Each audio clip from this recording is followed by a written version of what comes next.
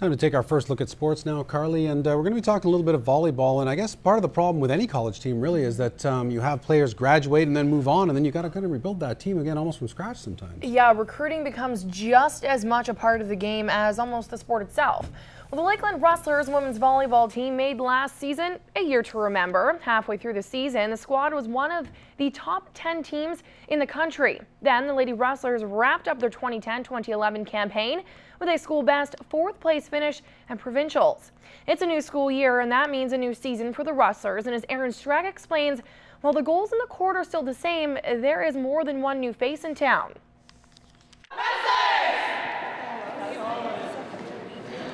Natasha Fowler is one of the 4 returners from last season's 4th place team, and she's the first to tell you it's a fresh start. We don't want to really compare last year's team to this year's team because, again, it is a whole new crop of girls.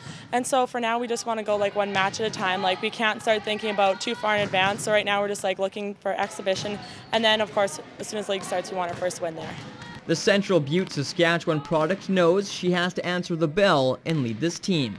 I'm trying to be a lot more vocal, that's for sure, and try and stand out more. Just like show them how to do it by my leadership, like have more confidence and like actually step up more.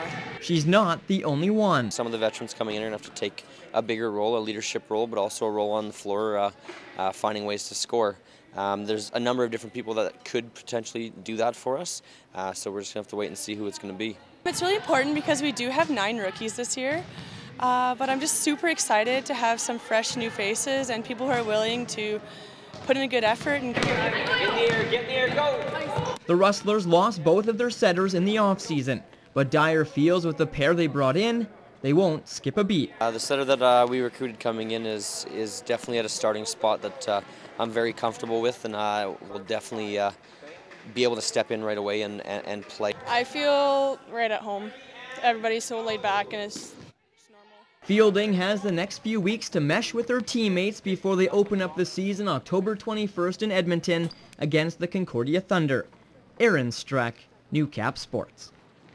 Well, be careful what you wish for. Every once in a while, an athlete decides to put him or herself to the ultimate test and see what a combat sport has to offer. And before they know it, they're hooked. Karate can lead to boxing, and boxing, well, that puts you one step closer to the all-inclusive sport of MMA.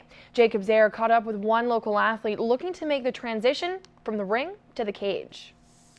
Chris Chirac has competed in some amateur kickboxing bouts in the past and most recently at Lloydminster's Proving Grounds amateur boxing tournament. He'll be competing in his first ever MMA bout at EFC 10, and while it will be a novel experience in many ways, he feels his past ring experience can only help his nerves when he steps into the cage October 1st. Every time that you step in front of that crowd, it's a real amp up just leading before, maybe the 30 seconds before, the sounds, the lights, the music, everything's going on, but as soon as that bell rings, the only person you see in the world right there is that other guy right ahead of you. A relatively recent addition to MMA United, Chirac's trainers believe he'll win utilizing his proven striking ability. He'll probably look to land a head kick or definitely work the leg kicks. He's a southpaw too, kind of unorthodox striker. So Chirac has been training a lot of groundwork, especially escape, so he can keep the fight where he's comfortable. He's putting in the hours at the gym daily because he feels the key to success will be muscle memory, honed by repetition.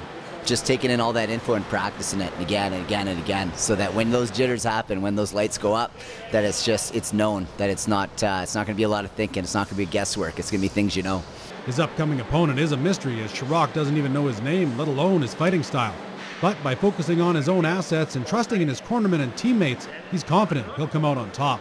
Train my skills, train my fighting style, work on things that I'm worried about, build on things that I know I'm got working well for me, and just make it happen. Know what I'm going to take in there for strengths, and then hear what they got to say at the end of the first round. Hear what I need to do more of. Jacob Zaire, Newcap Sports. Now, EFC 10 rocks the border city the first day of the 10th month of this year. Tickets for the event are available at the Cooler, Northern Factory Workwear, Sound Obsessions, as well as World Class Gym.